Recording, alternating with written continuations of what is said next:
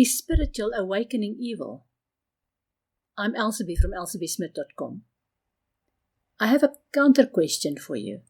How can awakening to your relationship with your Creator be evil? There's a lot of talk nowadays about 3D, 4D, 5D. What does all of that mean?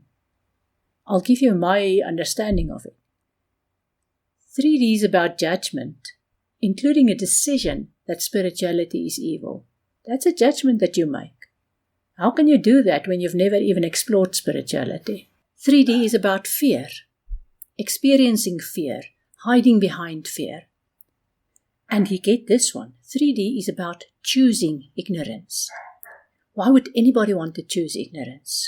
Many people nowadays do that because they want to keep their jobs. They don't see their dependence on their jobs as enslavement.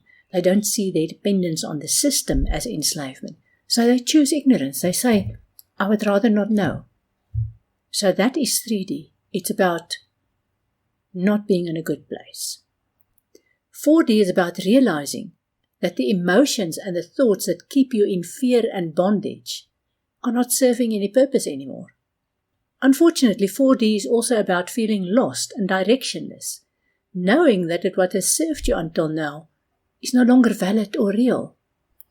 4D is a space where you cannot go back to where you came from because you're disillusioned. But you cannot go forward yet, or you cannot go forward fast enough yet into a beautiful, beautiful space because you're not sure yet that it actually exists and how it looks like. So 5D is about realizing that your connection with your Creator is unique, personal, and inside of you all the time. You break down all the structures, all the restrictions, so that that connection with your Creator is as pure and simple as possible. If you've always been sheltered from God or your Creator by a religious leader, there probably is an element of created fear, which needs to be broken down because it no longer serves a purpose. Meeting God can be intimidating, but then always remember that God is a God of love. Any forgiveness that is needed is where you need to forgive yourself. In other words, you need to find the wisdom in the experience that God created for you and that you agreed to before you even came into this life. God doesn't judge. You do.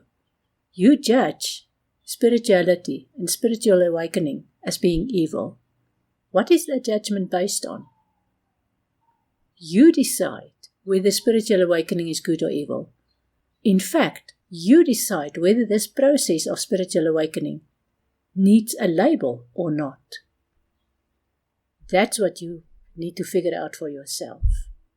Namaste.